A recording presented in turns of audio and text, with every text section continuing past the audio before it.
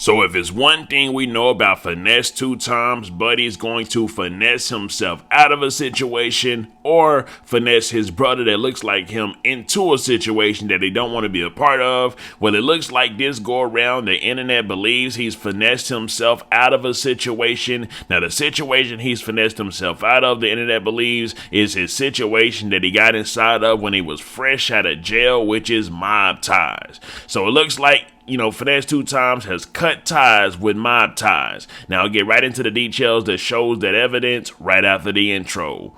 Welcome back to Key Talk Media. This host Key Talk. Check it out, man. Alright. I'm gonna get a shout out to Notification Gang, Key Talk Gang for rocking with me every single video. If you listen to my voice right now, go ahead and hit the notification bell so you get a notification every single time I drop a video.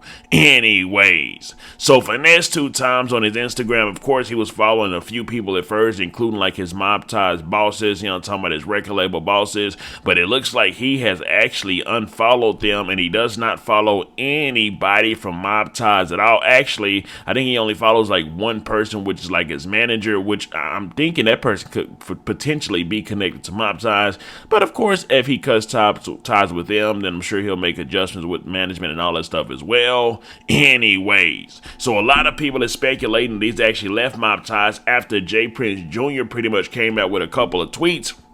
A couple sayings that kind of like seemed like it was aimed at possibly Finesse2tymes, and then the reason they think it was aimed at him is because Finesse2tymes kind of responded, and I will get into what both of them said. So J Prince Jr. pretty much posted on his Instagram and said, "If you can't be corrected without being offended, you will never grow in life." And then of course, it looks like Finesse2tymes responded like with a lot of stuff and said, "Guess all the love that I was showing wasn't enough for him. So I wish you all the best. Just gon' kill you with success." And then he of course went on to say, "It's like while I was locked up, I had my together mentally, physically, emotionally, spiritually. Then I got out here to all this money, fame, success, groupies, fake motherfuckers, buying it I don't need. I ain't used to eat, saying I ain't used to say, letting it slide that I didn't used to let slide. Basically, at this point, I feel like I'm going backwards. I have to remember them cell days when nobody answered, when I got no visits or mail with nobody but Big A, when I was locked up and didn't see nobody in that courtroom to help me smile or feel like everything was alright. That made me a monster in every area. It's sad to say, but this what made me. Time to go back to that cell mentalities. Motherfuckers don't love me for real. They just love me because I'm beneficial. They love finesse, not Lil Debo, not Lil Ricky. If you ain't got no money or no genuine advice, beat it, Michael Jackson.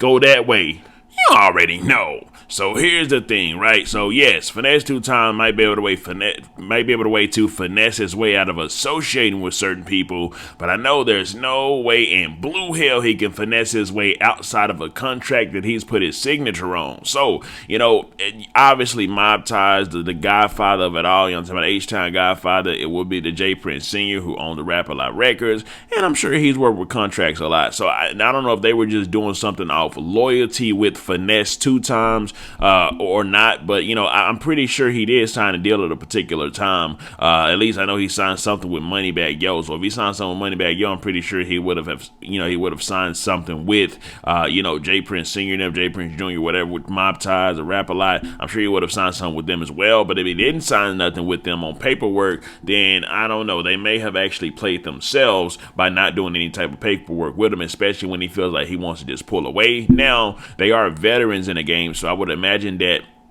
they didn't just go off a handshake of love, and they did actually put the artist into some type of deal so the artist can't just like go away as they please, which is what a lot of artists typically try to do. Honestly, whenever these artists be signed to labels, eventually they get to a point where they want to get away, and most of the time, like 90% of the time, 95% of the time, the artist, and they can't get away. You know what I'm talking about? You're locked in that contract. You signed that deal. You ain't going nowhere at all. Now, Now, Finesse2tymes might be inside of another deal. You know what I'm talking about? He might have a different case scenario than 95% of the rappers who end up being stuck, locked inside of a slave deal contract. Now, who knows? Maybe they didn't do it. And if they didn't do it, you know what I'm talking about? Finesse2tymes, I don't call him the biggest finesser inside of the hip-hop game for no reason at all. Who knows? Maybe today he was supposed to sign the contract. You know what I'm talking about? Maybe he got his brother to sign it. Who knows? goes at all, only time will tell. But it does look like Finesse2tymes have actually moved out of Houston, Texas as well, and he's relocated to Miami, which was a very, very smart thing to do, especially if you're going to decide to go up against, the Prince family that's kind of like, runs the Houston, Texas. Like I say, I don't call him the Godfather of the Houston, Texas for nothing. So if you're deciding to do that, you might not want to be in the same city as the people that you're revolting against. You should definitely go ahead and take your butt on somewhere else. I think he said he went to Miami, or will be relocating to Miami. So, that's how that goes. And then, of course, we all waiting on Honeycomb Brazy to come home. So we're going to have to see how that situation goes. Now, the exact details on what happened and why he wanted to split from MobTies obviously had to be with some type of correcting that they try to give him. If you base that off reading, Jay Prince Jr.'s text saying that if you can't be corrected, then, you won't make it that far. So maybe he just didn't like what the correction that he was trying to get.